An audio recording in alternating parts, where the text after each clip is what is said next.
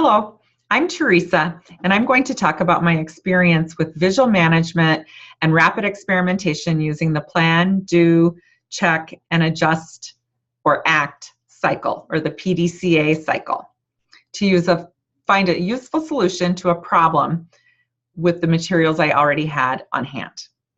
So to begin my story, I'll share that I've been practicing online coaching, but the sessions were lacking the useful tool of visual management, and my own coach had suggested incorporating this into my coaching practice.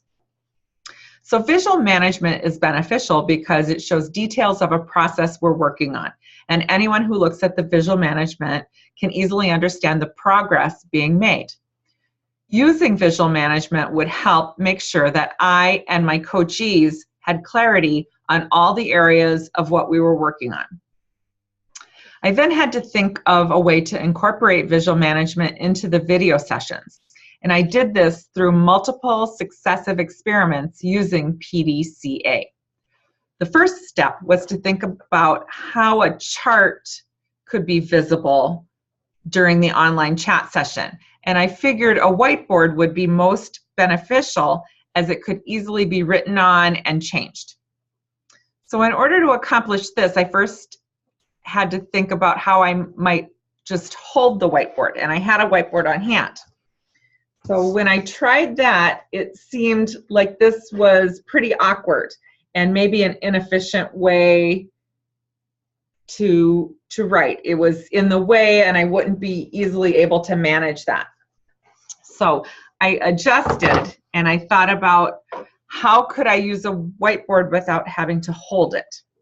So I thought about a rolling whiteboard that could maybe be parked right behind me, and I could just write on it that way.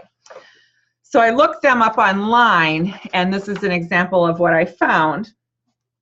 What I discovered was that they could get really expensive, and that would not have been beneficial to spend that much money on such a small project. As we say in Lean, use your wits, not your wallet. So I began to think about the materials that I had at my disposal already.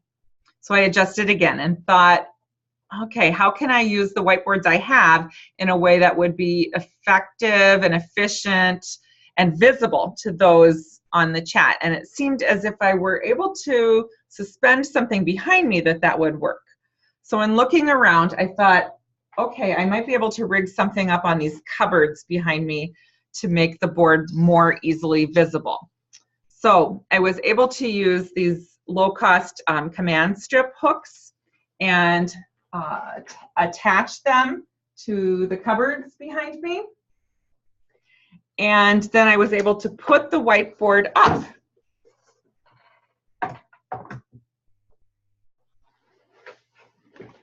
So continuing with PDCA, I checked to make sure that the whiteboard would be large enough to be visible. The settings of the video chat needed to be tested until a setting that allowed for optimum visibility of the whiteboard could be found.